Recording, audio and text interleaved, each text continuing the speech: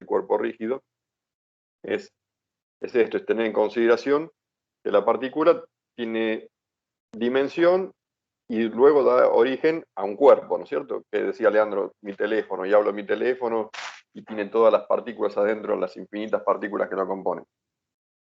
Bueno, acá hablamos entonces de una partícula, un punto, y dice, se mueve en el interior de un aro de radio R, y está solamente sometido a la acción del peso, ¿no? De la fuerza del peso.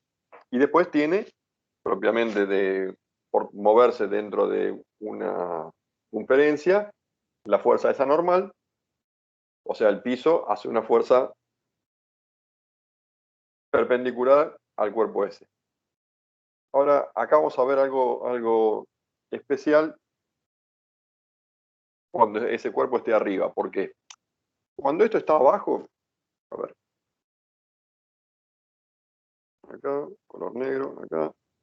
Digo, está claro que cuando esto está abajo, como cualquier partícula, que la hacíamos como una cajita,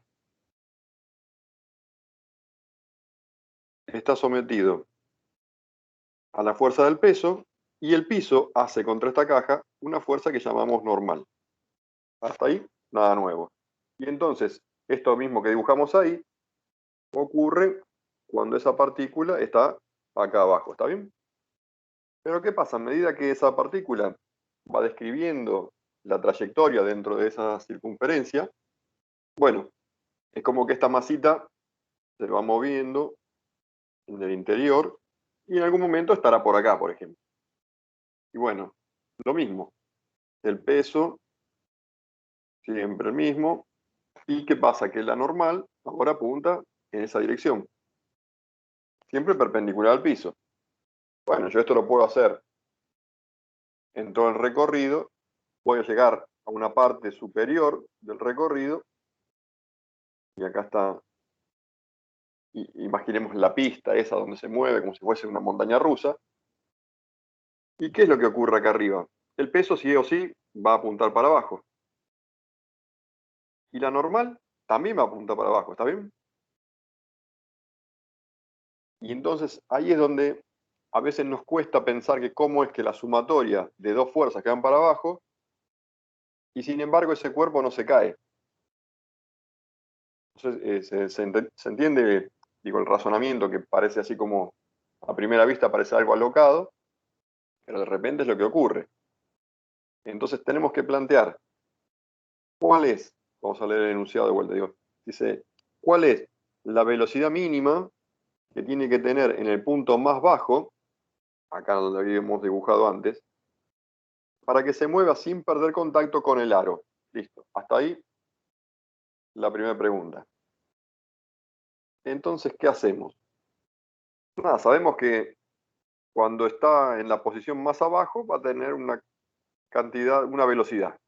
A medida que esto va subiendo, va describiendo su trayectoria y esto va subiendo y subiendo. ¿Qué decíamos? Que a medida que gana energía potencial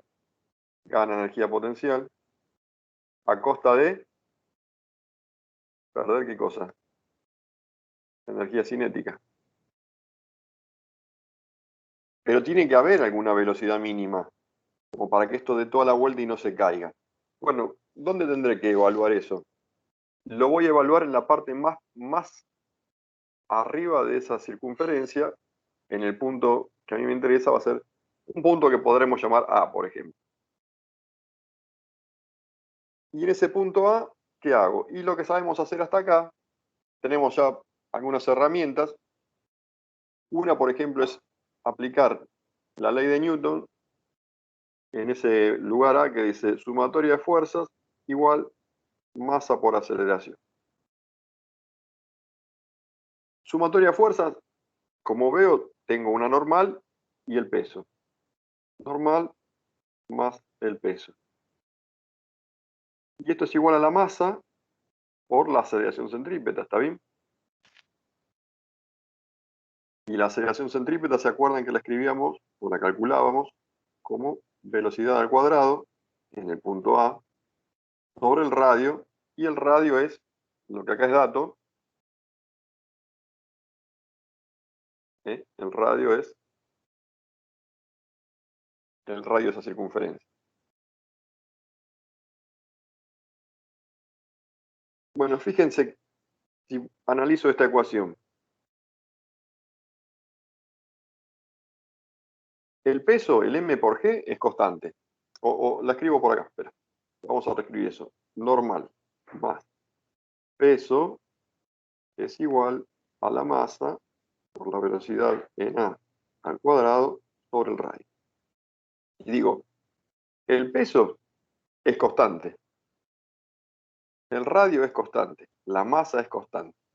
En definitiva, para que aumente la velocidad, no hay otra posibilidad de que aumente la normal, ¿está bien? A más velocidad, en ese punto por lo menos, cuanto más grande la velocidad, lo único que puede cambiar de este lado de la ecuación es la normal. Bueno, como el problema lo que me dice es cuál es la velocidad mínima para que no pierda el contacto, yo tengo que imaginarme que la normal existe siempre y cuando haya contacto físico. Si ese carrito, pelotita, partícula pierde contacto contra la pista, entonces la normal esa se acaba, deja de haber normal y se hace cero. Bueno, cuando la normal esa se hace cero, entonces la velocidad es la mínima. ¿Entendió el concepto? ¿Cómo llegamos a la idea de la velocidad mínima? Esta normal puede ser cada vez más chiquitita y a medida que baja esta normal, lo que baja es esta velocidad. Bueno, ¿cuánto es la mínima fuerza normal? Entonces digo, en el límite, la normal vale cero o tiende a cero. Cuando eso se cumple, reescribo esa ecuación, entonces masa por gravedad es igual a la masa por la velocidad en a al cuadrado sobre el radio, ¿sí? Se va la masa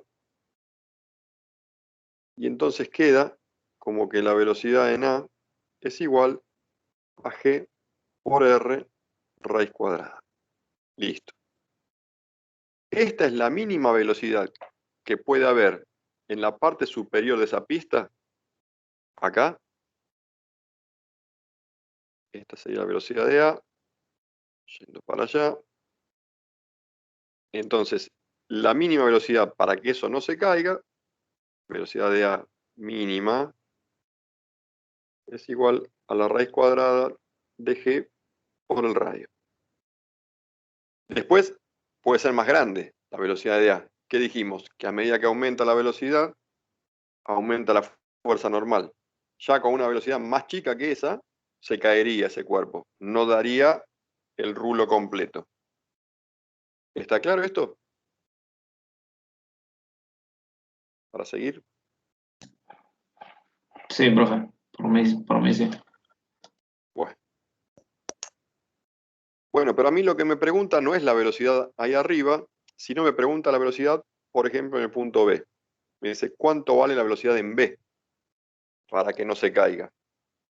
Y ahora entonces seguimos usando algo que ya manejamos, que es el concepto de energía.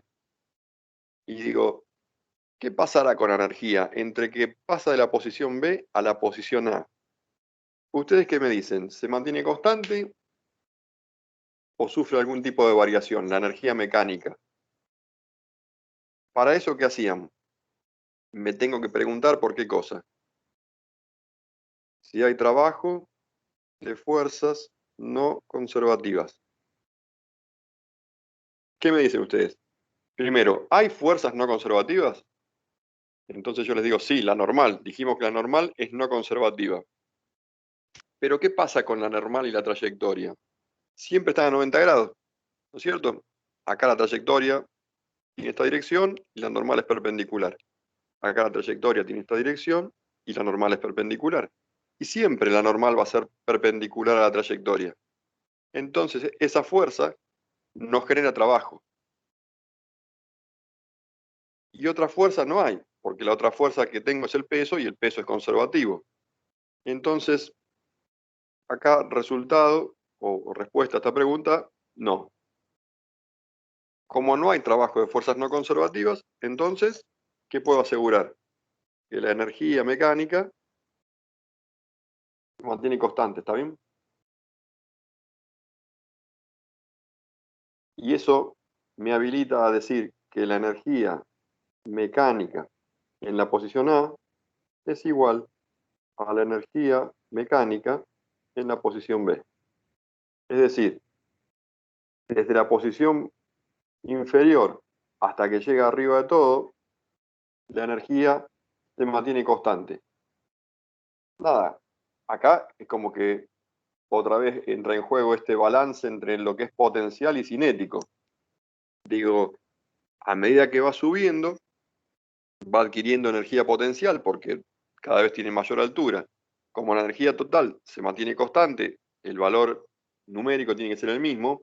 Para que gane energía potencial, eso es solamente posible a costa de perder energía cinética. Bueno, quiere decir que la velocidad de abajo tiene que ser más grande que la velocidad de arriba. Vamos a escribir eso. Si escribo la energía mecánica en la posición A como la suma de potencial y cinética, me queda que masa por gravedad.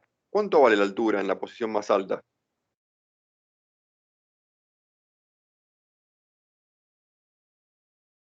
Yo quiero escribir a partir de acá, ¿cuánto vale esta altura? ¿Está bien que es 2 veces el radio? Estoy acá abajo, esto es 0, acá estoy a 1 radio y acá estoy a 2 radios, ¿está bien? Sí, profe. Bien, entonces la energía potencial será masa por gravedad por 2 veces el radio, más 1/2 de la masa por la velocidad de nada al cuadrado, que es esto que está acá. Bueno, esto tiene que ser igual a ¿qué cosa? A la energía potencial en B. Digo, en B la altura digo que es 0 y solamente tiene energía cinética.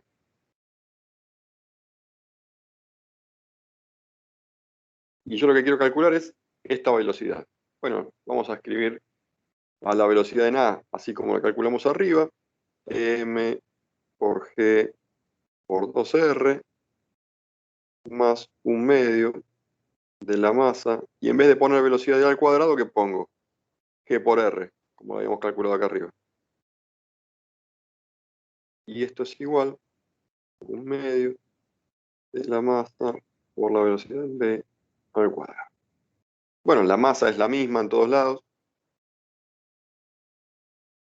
Y de acá ahora despejo que la velocidad en v pasa a este 2 que está acá, pasa multiplicando. Esto quedaría 4 veces g por r más g por r. Es decir, 5 veces g por r, y esto es la velocidad de v al cuadrado. ¿Está bien? Esta tiene que ser entonces la mínima velocidad que tiene el cuerpo cuando pasa por la posición más inferior, para que eso dé toda la vueltita. Acá en el redondelito es más fácil de verlo. Para que eso dé toda la vueltita y llegue a la posición A y no se caiga. Cualquier velocidad menor, velocidad en v mínima, cualquier velocidad menor, entonces hace que eso se caiga. 5g por r. Vamos a poner 5 más 10.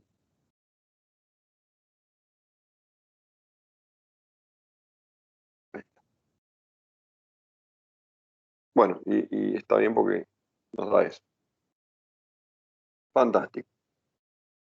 Ahora me pregunta, como punto B, dice, si la velocidad en el punto más abajo es 3/4 de la mínima anterior, determinar el ángulo θ donde pierde el contacto con el aro. Entonces, bueno, ya sé que como mínimo tengo que tener raíz de 5g por r para que dé toda la vuelta. Me dice, vos vas a tener 3/4 de esa velocidad. Entonces ya sé que no va a dar toda la vuelta, se va a caer antes. Ahora, mientras esto vaya desde esta posición hasta esta posición, esto va y viene y no pasa nada, no cambia nada, nunca se va a caer de ahí. ¿Cuándo es que se puede llegar a caer? Y cuando pasó esta posición y empieza a subir y con la velocidad no suficiente, y entonces llega a una altura tal, pierde contacto y cae. Bueno, me pregunta, ¿cuánto vale este ángulo tita? ¿Está claro el problema cuál es? Sí, profe. Entonces, ahora, punto B.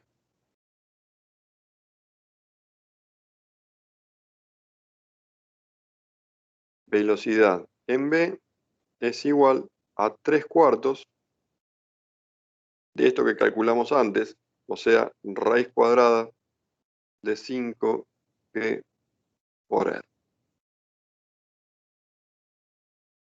Y tengo que hacer otra vez el mismo análisis. Cuando me dice a qué ángulo se va a caer, significa en qué ángulo la normal va a dejar de existir. Cuando se cae, deja de haber contacto y la normal vale 0. Y entonces planteamos un lugar genérico cualquiera, hacemos el diagrama de cuerpo libre. Esto entonces está sometido al peso y hay una fuerza normal.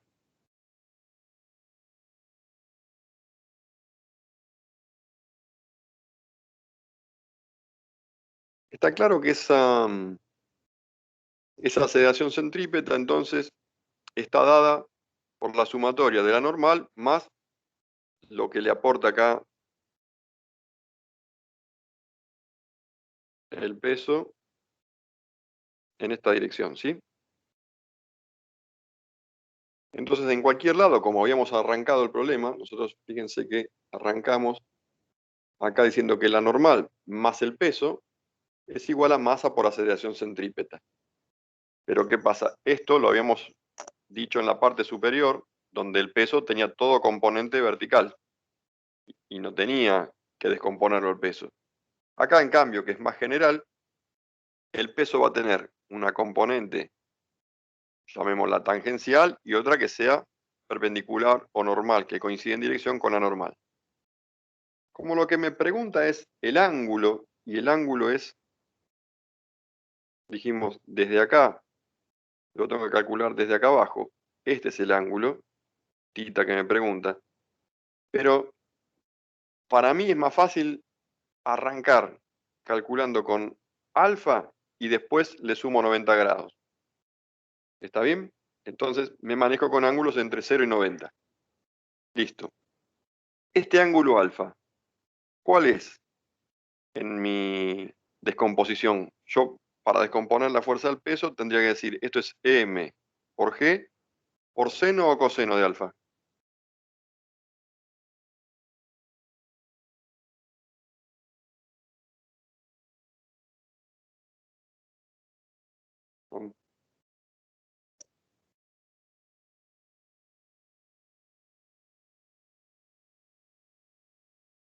Bueno, a ver, este es un ángulo, yo puedo acá como armar un triangulito, ¿no es cierto? Entonces, donde dice mg es 90 y el de acá arriba, entonces es el complementario de alfa. Quiere decir que este tiene que ser alfa, ¿está bien? Entonces esto será m por g por coseno de alfa. Y el de acá es m por g por seno de alfa. Este. ¿Me siguieron? Supongo que sí.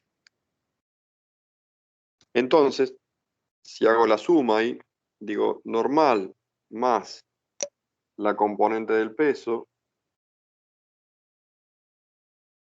es igual a la masa por la aceleración centrípeta.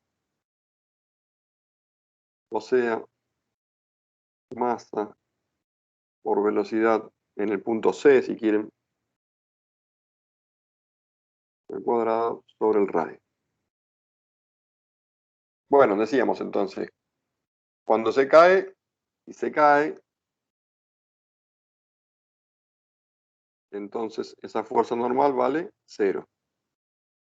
Y entonces esto queda como m por g por el seno de alfa es igual a m por velocidad c cuadrado por el radio.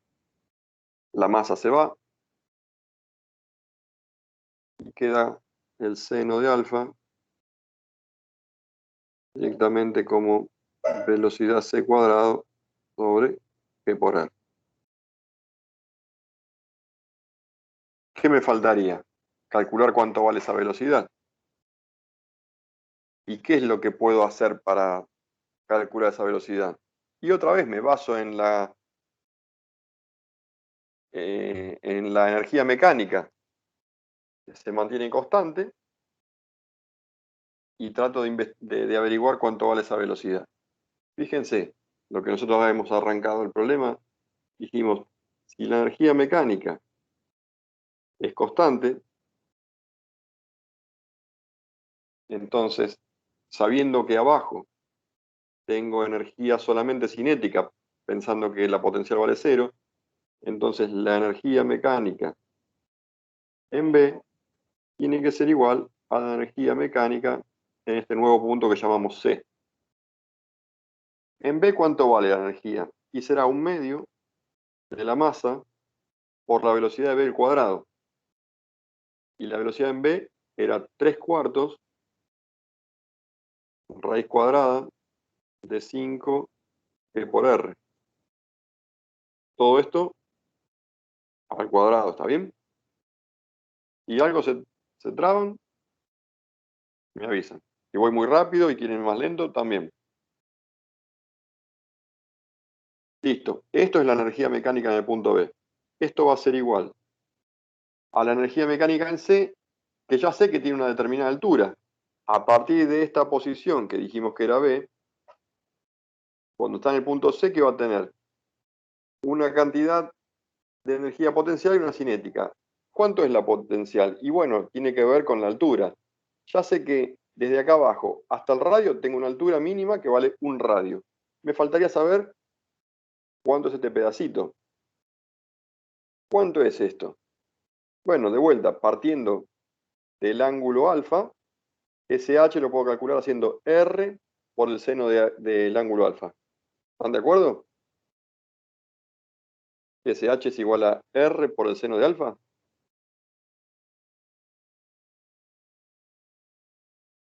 Sí, profe. Bien.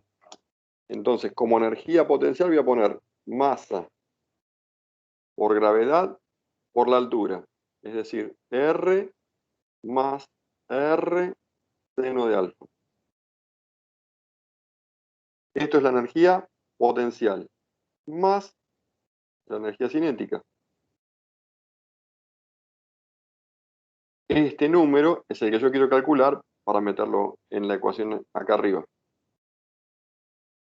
Bueno, fíjense que de vuelta masa la puedo anular, simplificar, y despejo, puedo despejar esa velocidad en C, y a pasar todo esto restando. Esto es 1/2, mientras tanto vamos tratando de simplificar. Voy a elevar al cuadrado el 3/4, o sea, me va a quedar 9/16, y raíz de 5GR al cuadrado me queda directamente 5G por R. Y a esto le resto menos G por R por 1 más seno del ángulo alfa. Y esto es igual a la velocidad en C al cuadrado sobre 2. ¿Entendió, no? Pasé todo esto, el G por R más R seno, lo pasé restando. Saqué factor común el R y quedó así como está ahí. Bueno, ¿qué podemos hacer acá? 9 por 5, 45. Dividido 2 por 16, 32. ¿Alguien me escribe? Lean, si estaba por ahí, chiflá si escriben. Escucho que vibró. pero no lo veo. ¿Qué cosa? Si escribieron, No, no escribieron nada. ah, No. Se fueron, me parece. bueno. G por R menos, en realidad, saco factor común G por R, ¿está bien? Porque lo tengo de este lado también. Entonces esto menos 1 más seno de alfa, todo por G por R. Y todo esto por 2. Es igual a la velocidad de C cuadrada. Bueno, listo, ahora ya como que está resuelto. Una vez que tengo cuánto vale BC cuadrado, lo meto acá y despejo cuánto es el seno del ángulo alfa. Seno del ángulo alfa es igual BC cuadrado, o sea, toda esta porquería. Todo esto por 2 por G por R sobre G por R.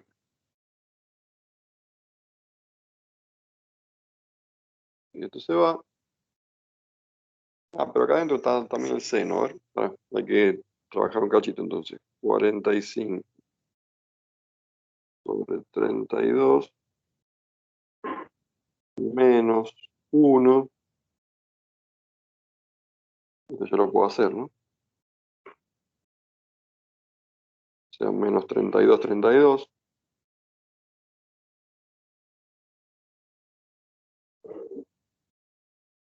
menos seno de A.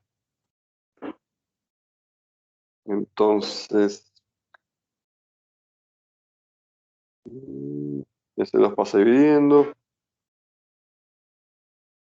Alfa sobre 2.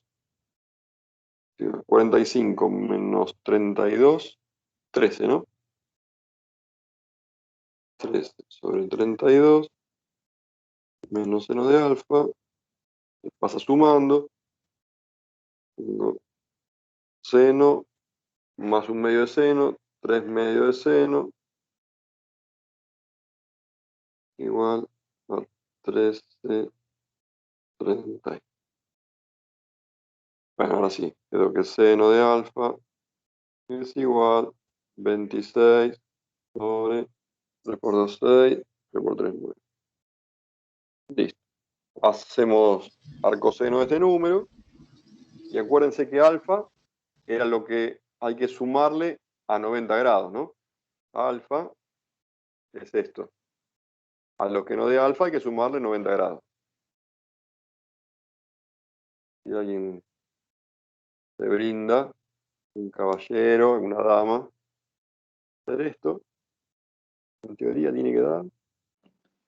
15,71, profe, de alfa. Si Listo. alguno quiere verificar una segunda opinión, pero Entonces, alfa, 15 grados, 15 grados. O sea que el ángulo tita, que es el que me pide, 90 más alfa, sería 105 grados. ¿Está bien? Es decir, que cuando esto pase los 90, dijimos que hasta los 90 no pasa nada. Esto sube y baja indefinidamente. Si la energía mecánica se mantiene constante, entonces llegaría hasta el ángulo ese alfa, se detiene y iría y volvería por esa pista sin cesar. Bueno, ¿qué pasa? Que cuando pasó el ángulo de 90 grados, nada, ya no puede volver para atrás. O sea, si se pierde el contacto en la posición que llamamos C, nada, va a caer verticalmente para abajo.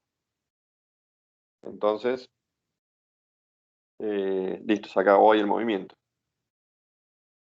Fíjense cómo hicimos el razonamiento de este problema. Entonces, primero, aprendimos esto de que en cualquier punto, vamos a usar este como ejemplo, en cualquier punto, la fuerza que da origen a la aceleración centrípeta es la componente del peso más la normal. La suma de esas dos fuerzas, entonces son las que dan origen, y llamábamos fuerza centrípeta esa. Entonces, esas dos fuerzas sumadas dan origen a la aceleración centrípeta. Planteamos eso. La suma de las dos fuerzas dan lugar a la aceleración centrípeta, ¿no? Sumatoria de fuerzas igual masa por aceleración centrípeta. Luego, la aceleración centrípeta es la velocidad sobre el radio, velocidad al cuadrado sobre el radio. Y de acá es que arrancamos calculando cuánto vale la velocidad en el punto más alto de esa trayectoria. En el punto más alto de esa trayectoria, el seno del ángulo alfa dijimos que vale 1. Entonces, dijimos la velocidad mínima es cuando la normal vale 0. En definitiva, masa por gravedad es igual a masa por aceleración centrípeta, y ahí calculamos la velocidad arriba de todo. Después, planteando conservación de energía mecánica, averiguamos la velocidad abajo, y después nos impone esta condición de que la velocidad en realidad va a ser el 3/4. Y bueno, hicimos otra vez uso de lo mismo, de que la sumatoria de fuerza es masa por aceleración centrípeta, y ahí empezamos a jugar con el seno, porque acá ya alfa no es 90, y bueno, tuvimos que hacer un pequeño, capaz que engorroso, pero no complicado, acá desarrollo matemático, y llegamos al ángulo final. ¿Dudas con este problema?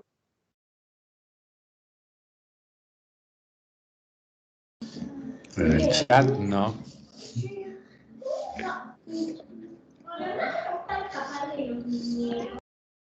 Elian, Profe, ¿puedo bajar un rato la pizarra? ahí, ahí. No, bajar para ver el Ah, resultado final.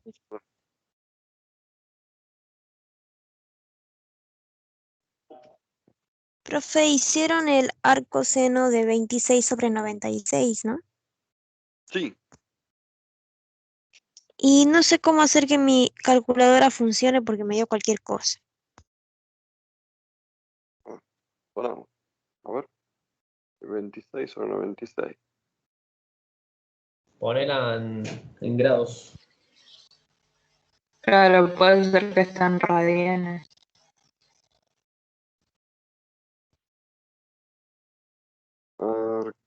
Coseno.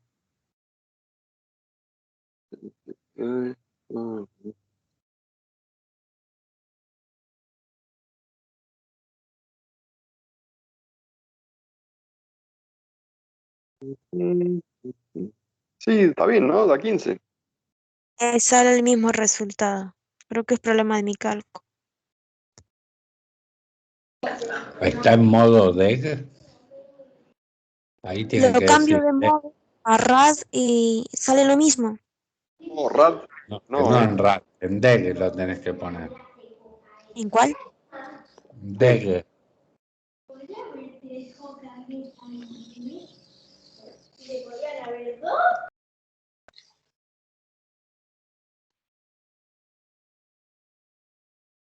¿Pudiste? Mira, a ver. Estoy calculando.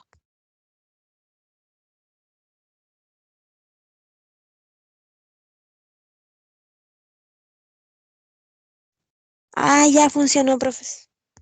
¿Funcionó? Sí, muchas gracias. Entonces vuelvo acá.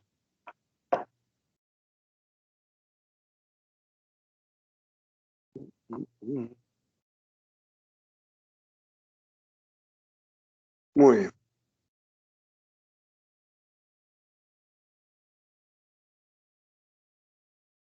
Bueno, este es como medio típico en todas estas cosas que dan vuelta, que le dice la velocidad mínima y qué sé yo. Van a tener que hacer uso de esto. Y ahora, si les parece, hacemos alguno de esto de cantidad de movimiento o centro de masa, mejor. Me voy de esta pizarra. Voy a quitar esta.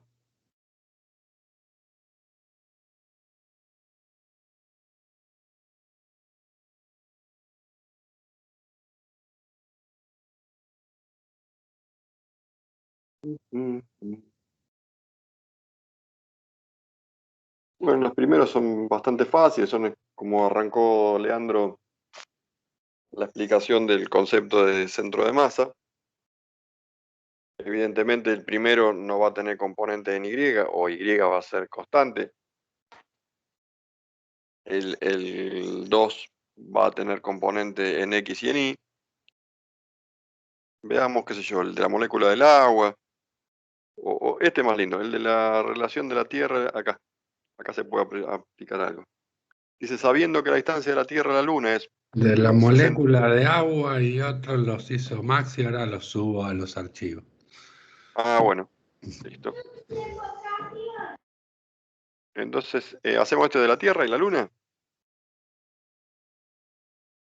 Bien. Dice, la distancia que hay entre la Tierra y la Luna es 60 veces el radio terrestre. Entonces, Tierra, Luna, esta distancia, 60 veces radio terrestre. Y me dice cuánto vale el radio terrestre. Entonces me dice, y la relación de masas es de 80. Entonces, la masa de la Tierra es 80 veces la masa de la Luna. Hay que obtener la posición del centro de masa de este sistema.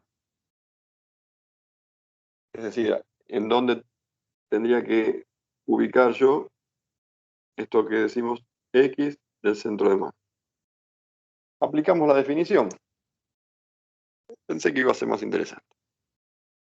Pero bueno, si partimos de que la Tierra está en cero, por definición, ¿se acuerdan esto cómo es? Es la sumatoria de los MI por XI dividido sumatoria de MI. ¿Sí? Si parto desde la Tierra, que la Tierra está en cero, entonces la posición de la Tierra vale 0 y arriba tengo que poner masa de la Luna por la distancia que hay entre la Luna y la Tierra, que son estos 60 radioterrestres.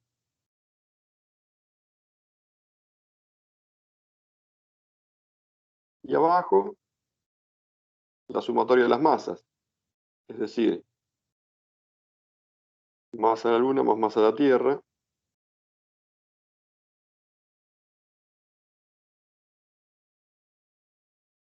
y ahora vamos a reemplazar con los datos que tenemos. Masa de la Luna por 60 radioterrestre sobre masa de la Luna más, dijimos que la Tierra es 80 veces, ¿no? La masa de la Luna.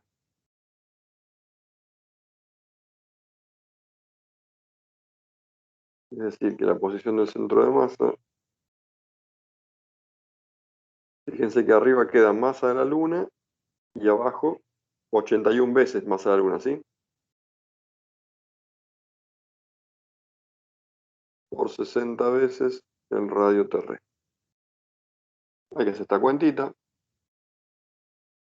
60 sobre 81 por 6.370, con 37 por 10 a la 3 a la 6 metros.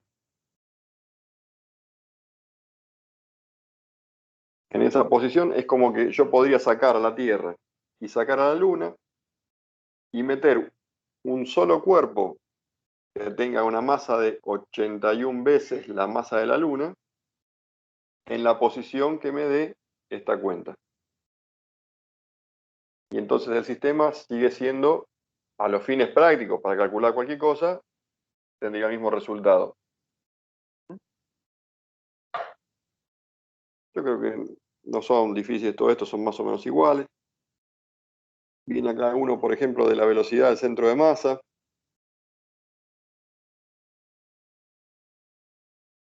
Vamos a hacerlo esto. Hay un auto que tiene una masa de 2.210 masa 1, se mueve a lo largo de un tramo recto a 105 km por hora.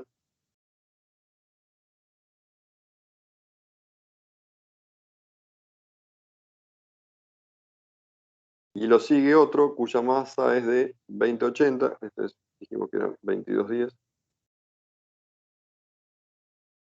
Se mueve, por ejemplo, para allá, velocidad 1. Y lo sigue otro acá, masa 2,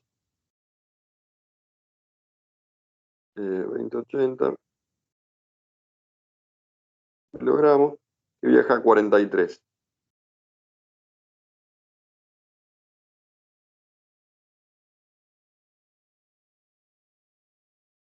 Pregunta, ¿cuánto vale la velocidad del centro de masa de esos dos coches? Hay que aplicar la definición, simplemente. Pero antes de hacer la cuenta, ¿qué es lo que tengo que tener en claro? Que no va a ser ni más alto que 105, ni más bajo que 43. Tiene que estar en un número intermedio entre esos dos. Como las masas son más o menos iguales, podría decir, bueno, la velocidad va a estar en la mitad entre 105 y 43, más o menos. ¿Está bien? Vamos a hacer la cuenta. Vamos a borrar todo esto.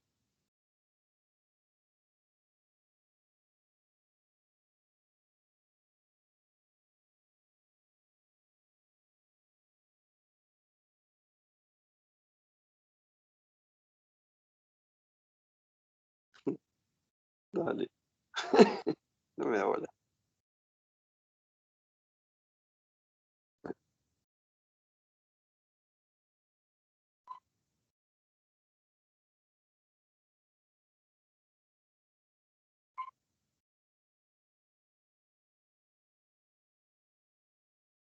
Muy bien. Entonces, velocidad del centro de masa se calcula como la sumatoria de los MI, BI, dividido la sumatoria de los MI. En este caso, dos masas, una mide o es de 22,10 kilogramos a una velocidad de 105.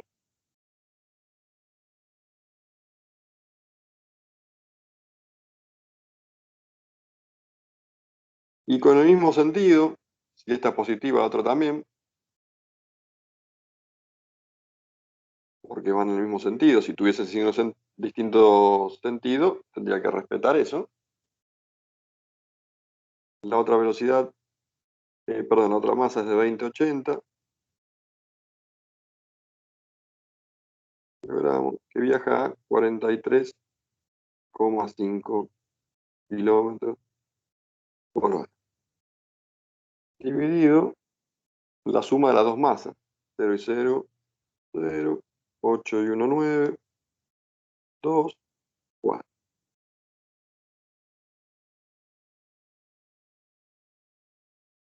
Bueno, nada, acá hace esta cuentita.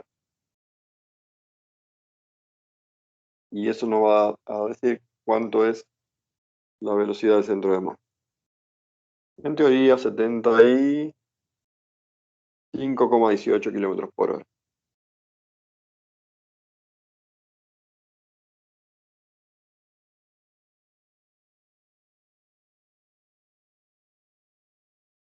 Más o menos, estábamos bien entre 43 y 105, como ambas masas son más o menos iguales, está un poquitito más cerca de los 105 que de los 43. ¿Por qué? Porque esta masa aporta un poquitito menos que esta.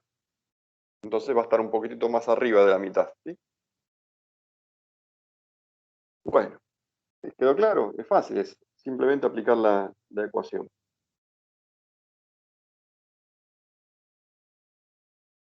Cantidad de movimiento.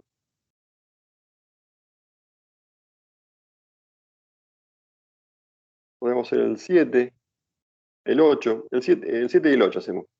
Son las 10 menos cuarto. Entonces el 7, una partícula de 2 kilogramos y una velocidad, dato, y otra partícula de 3 tiene otra velocidad. Encontrar la velocidad del centro de masa y momento lineal del sistema. Bien. Entonces, velocidad 1, 2, menos 3. Masa 1,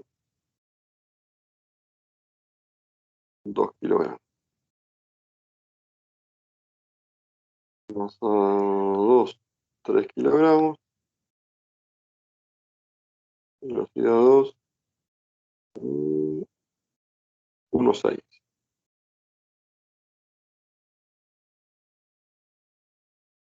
Entonces, ¿qué es lo que tenemos que darnos cuenta acá? Y vamos a tener también una velocidad del centro de masa. A ver, vamos a tener una velocidad del centro de masa que va a tener componente en X y componente en Y. Y nada, y uso las componentes en X y en Y de las velocidades de cada uno de esos cuerpos. Entonces, digo velocidad del centro de masa en X y uso la coordenada en X. O sea, será 2 kilogramos por 2, que me da el problema metro por segundo, que es la velocidad, más la otra masa de 3 kilogramos por la velocidad de 1, dividido 5 kilogramos. 4, 3, 7, 7 15. Profe, es lo mismo si se hace todo junto, ¿no? Sí, supongo que sí, ¿no? Sí, tal cual. Así Sí, es. puedo hacerlo todo junto.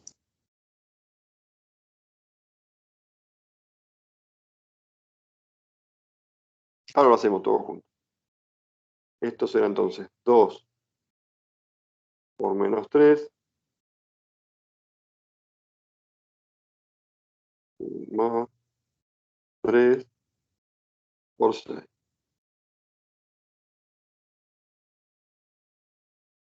Dividido la suma de las masas, 5. 2 por 3, 6. 6 por 3, 18. 12, ¿no? 12 metros por segundo. Y entonces la velocidad del centro de masa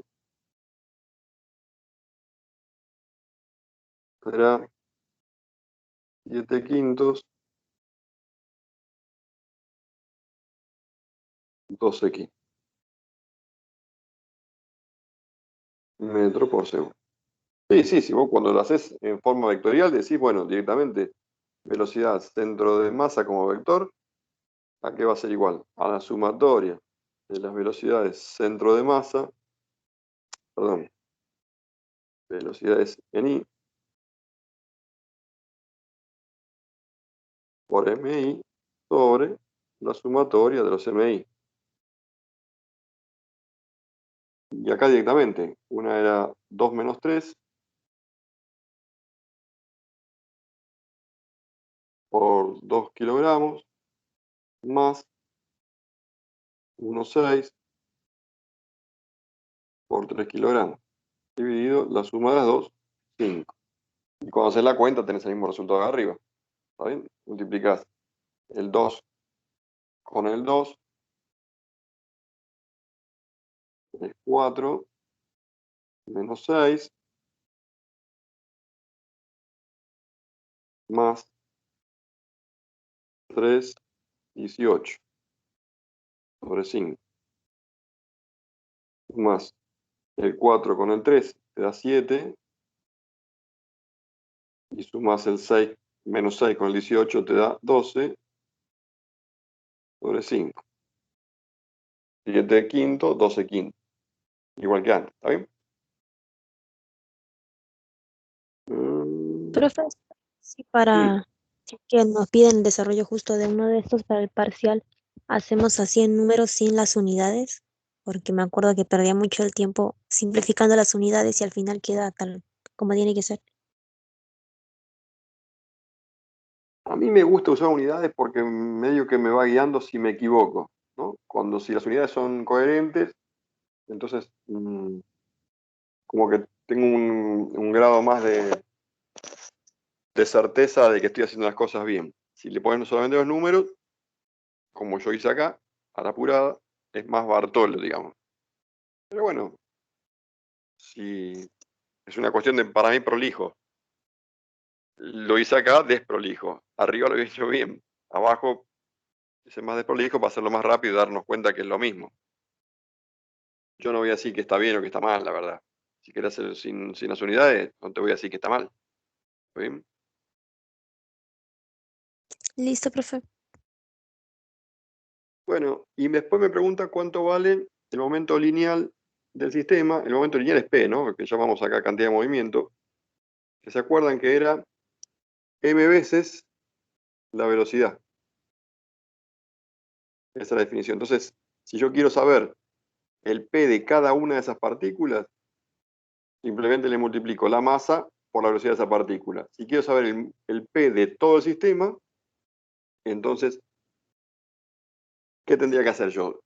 A esa velocidad del centro de masa, multiplicarla por la masa total. ¿Por qué? Porque la masa, velocidad del centro de masa es la masa que tiene el centro de masa.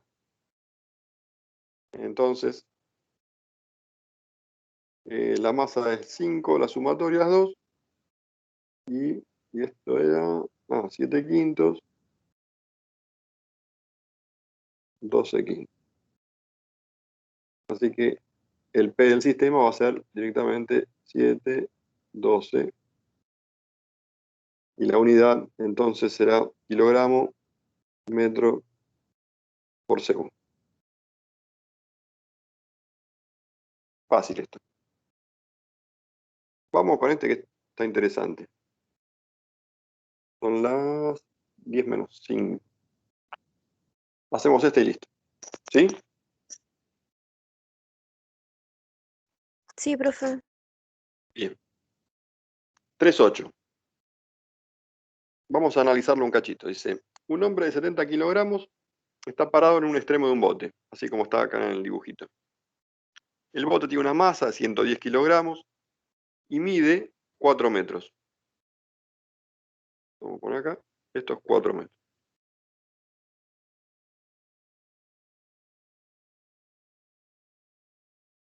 Entonces, bueno, me dice que estaba a 3 metros del muelle. Dice, el hombre empieza a caminar hacia el otro extremo del bote, hacia la derecha, ¿no? El tipo este se levanta y empieza a caminar para acá. Y entonces hay que describir este movimiento. Describir el movimiento significa un poco entender qué ocurre. ¿Se acuerdan? Leandro les dijo, ¿qué única posibilidad existe para que haya... Esto está en reposo, ¿no? Dice este botecito, dice que está a 3 metros de muelle y tenemos que pensar que está en reposo. Dice, para que empiece a moverse, ¿qué tiene que ocurrir? Tiene que aparecer una aceleración de ese centro de masa, ¿no? Que forma el sistema hombre-bote. Digo, para que aparezca una aceleración del centro de masa, ¿qué necesito? Una fuerza externa. Alguien que venga de afuera y empuje, o aplicarle, no sé, con un motor y que eso haga reacción contra el agua y lo empuje. Pero resulta que dice, el agua no tiene rozamiento contra el bote. Entonces, no hay una fuerza externa que lo esté moviendo. Quiere decir que no hay, o el sistema, la sumatoria de todas las fuerzas externas tendría que dar 0. Cuando yo hago sumatoria de las fuerzas externas igual 0, ¿hay qué ocurre? ¿Qué me habilita a decir esto? Que la aceleración del centro de masa vale 0, y entonces la velocidad del centro de masa es constante. Y como antes estaba en reposo, entonces seguirá estando en reposo. porque no se va a mover eso. O mejor dicho, no se va a mover el centro de masa. Si hacemos el dibujito sencillo de eso, tengo que a 3 metros, esta es mi referencia, el muelle, a 3 metros está el hombre en la punta del bote, y 4 metros más termina el bote. Pero ¿dónde está el centro de masa del bote? Me tengo que imaginar el bote como perfecto, que es totalmente simétrico, que las tablitas son todas iguales. Entonces, si yo pienso un bote de esas características, el centro de masa, ¿dónde me lo imagino? ¿O dónde se lo imaginan ustedes? Sería en el 5. Claro, en el 5, en la mitad del bote, ¿no? Acá estaría el Sí. centro de masa del bote. Este es el centro de masa del bote. ¿Todos entendimos por qué? Porque cuando haga la sumatoria de fuerzas, la sumatoria de masas, ¿se acuerdan cómo se calcula el centro de masa? Sumatoria MI por XI. Entonces, si hago esa cuenta desde el medio del bote, como es igual hacia un lado que hacia el otro, todas las masas hacia la derecha van a sumar lo mismo que todas las masas hacia la izquierda. Quiere decir que el centro de masa de ese bote está en la mitad. Bien, entonces en 5, muy bien, está el centro de masa del bote. Si quiero calcular el centro de masa de todo el sistema, este será el centro de masa del hombre. También pensando que somos bastante simétricos. Digo, el centro de masa de todo ese sistema, ¿cómo lo calculo? Bueno, le voy a poner una sola dimensión en la X.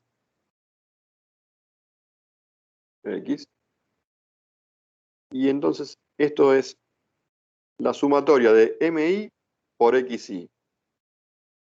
Esto es masa del hombre por X del hombre. Esto. Más masa del bote por X del bote. Esto. Dividido la masa del hombre más la del bote.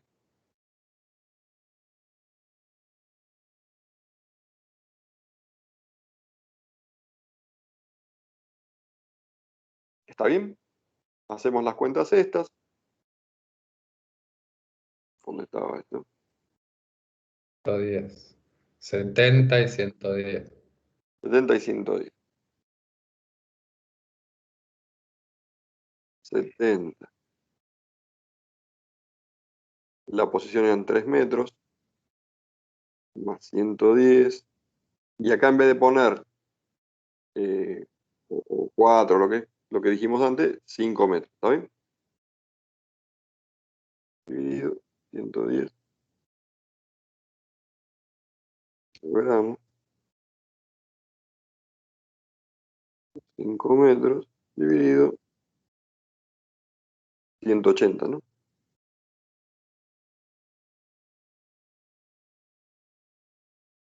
3 por 7, 21. Sería 4,22. 4,22 metros. Gracias. O sea, originalmente, entre 3 y 5, acá 4,22, está el X centro de masa del sistema hombre-bote. Entonces, ¿qué tenemos que tener acá presente? Como no hay fuerzas externas aplicadas a ese sistema hombre-bote, la aceleración del centro de masa es 0. Y entonces, si antes estaba en reposo, va a seguir en reposo. Quiere decir que siempre va a ser 4,22 la posición de ese centro de masa, ¿está bien? Pero ¿qué pasa? Que si el hombre se mueve para allá, que es lo que dice el problema, entonces le está cargando más masa en el sentido positivo de las X. Para que se mantenga y la posición esta siempre sea 4,22, ¿qué tiene que ocurrir? Que el bote venga para acá. No sé si se entendió. El hombre va a caminar hacia la derecha y en Sí, profe, se contraparte, entendió. el bote tiene que venir hacia la izquierda. Entonces, en el balance, el centro de masa tiene que quedar otra vez en 4,22. Bueno, me pregunta eso, ¿cuál va a ser la posición del bote, no es cierto? ¿Cómo lo hacemos? Y otra vez, ahora arrancando ya de la certeza que la posición esta va a ser 4,22. Ya no sé, no puede variar eso. Pero a partir de este dato voy a calcular cuánto vale la posición del bote y vamos a hacer un nuevo dibujito. Digo, esto va a pasar. Otra vez tengo mi muelle como 0. Este será el X. Digo, antes estaba acá en 3 y este en 5. El hombre va a venir hacia la derecha, entonces lo voy a dibujar más para acá. Esta va a ser la posición del hombre. Y el bote, de su posición original, va a venir hacia la izquierda. No sé de dónde, qué sé yo, por acá. X bote. Prima. ¿Cuál va a ser la distancia entre esta posición y esta? ¿Cuánto vale esa distancia? El bote siempre va a ser de 4 metros de largo, ¿no? La mitad del bote siempre va a tener el centro de masas. Y entonces el hombre va a estar a 2 metros más allá del X del bote, ¿está bien? Esto va a ser siempre 2 metros. 4 metros medía el bote. Sí. En Sí. la posición 7 sería, Bote profe. cuatro. No, dibuja el bote a ver si se entiende mejor. Saca ese X del bote y dibuja el botecito. Sí. Digo, el hombre caminó hasta la otra punta del bote y el bote se movió para allá, no sabemos cuánto. El tipo está acá, ahora en la punta del bote. Y acá tengo el centro de masa del bote, ¿está bien? No sé cuánto está del muelle. Lo que yo sí sé, porque si no tengo dos incógnitas. Tengo una incógnita que es la posición del hombre y la otra es la posición del bote. Pero yo puedo expresar uno en función del otro sabiendo que el hombre está 2 metros más allá que el bote, o que el centro del bote. ¿Sí? El bote originalmente tenía al Puede hombre. ser que sea 38 a la No, izquierda. no lo sé, todavía no lo sabemos cuánto vale. Mirá. ¿Estarían en la mitad? ¿Estaría en 4,22? ¿No? Espera. No, espera. El hombre antes estaba acá, ¿sí? Más allá, el bote no se va a haber movido 4 metros. Claro. Es lo que no sabemos, ¿no? Cuando el hombre se mueve hacia la derecha, el bote dijimos que se mueve hacia la izquierda. Entonces el tipo se vino para la derecha y el bote se vino para la izquierda. Entonces, ¿qué es lo que me queda claro? Que el centro de masa siempre va a estar en 4,22. Independientemente de que el hombre se mueva hacia la derecha o la izquierda y el bote se mueva hacia la derecha y la izquierda. ¿Sí? ¿Se entiende este razonamiento? No. Sí, profe. ¿Sí? Sí, se entiende. ¿Qué es Entonces lo- el hombre estaría a 7 metros del No, muelle. no sabemos, porque 4,22 Ah, es sé verdad. que está el centro de masa, pero como el bote se vino para acá, para la izquierda, no sé cuánto vale. No te puedo asegurar que a cuánto está del muelle. No Claro, sé. pasa al mismo tiempo. El tipo 7,16. caminó 4 metros arriba del bote, pero el bote se movió para allá. Claro, esto no es ni 3 ni el otro es 5. Ah, no sabemos entonces la distancia que está sobre X, digamos. Sabemos que Eso, está a 2 metros del centro de masa del bote. exactamente. Entonces, eso es lo que quería llegar yo. Que puedo decir que el hombre está del centro del bote 2 metros más allá. ¿Está bien? Entonces, en vez de poner posición del hombre que preguntan a qué distancia está el hombre. Claro, en vez de poner la posición de X, sino poner en el del bote. Ahora, ¿qué te pregunta? Donde ¿Dónde está el hombre? sepamos que el bote está 2 metros antes, así nos queda ya la X, es lo que buscamos. Entonces, ponemos X del hombre, o X' del hombre, más masa del bote, yo que tendría que poner acá, X' del bote, ¿está bien? Pero sería una incógnita nueva. En vez de eso, ¿qué hago? Pongo X del hombre menos 2 metros. ¿Sí? Dividido la suma de las masas.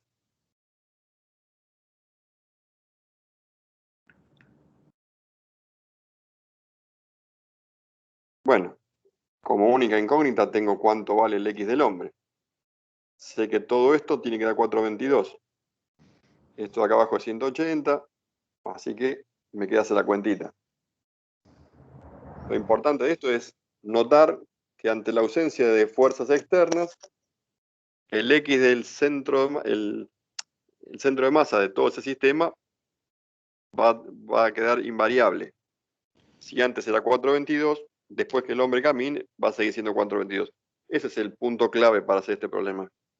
Lo demás son cuentas. 5,44 da según la guía. X' del hombre. Uy, ¿qué pasa? 5,44. Fíjense, el tipo estaba a 3 metros del muelle y caminó supuestamente 4 metros arriba del bote, pero no fue a 7, porque el Claro, bote se fue para la izquierda.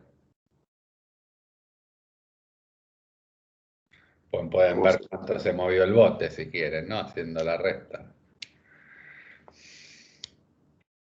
entonces hacemos así. Mira. Muelle, que es la referencia. Originalmente, 3 metros empezaba el bote, puedo hacerlo así, y acá estaba el hombre. ¿Sí? Estos son 3 metros, y esto era 5 metros, que era la mitad del bote. El hombre empieza a caminar hacia la derecha, y entonces por eso el bote viene hacia la izquierda. Esto acá sería 5,44 por acá. Acá terminaría el bote. Estos son 4 metros igual que antes. El hombre va a terminar acá, a 5,44. Esto va a estar ¿a cuánto? A eso menos 2 metros, ¿no es cierto? 3,44. Y siempre el centro este va a estar a 4,22. Y acá también estaba a 4,22. 4,22. Esto es 4. ¿Está bien? Pero claro, como el hombre se fue hacia un lado y el bote vino para el otro, pero que se mantiene esto fijo en 4,22, que es el centro de masa. Sí, ahora como que se ve mejor.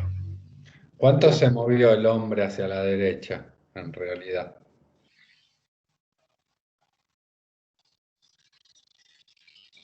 Un metro. 2,44. 2,44, ¿está bien? ¿Y cuánto se movió el bote a la izquierda?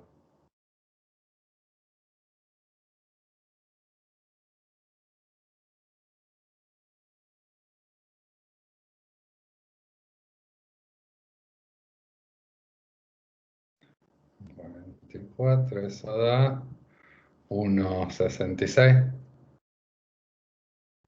Fíjense que no se movieron lo mismo, ¿no? Porque el bote es más pesado. Con que el bote se mueva menos, compensa. 1,56. Está bien. Se nos a restar, pero la idea la tenía.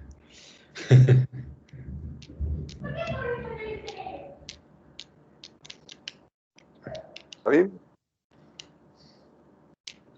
Bueno, A mí siempre me gusta pensarlo al revés, ¿no? Que el tipo venía en el otro lado derecho del bote, llegó al muelle, ¿y qué pasa cuando se va a bajar del bote?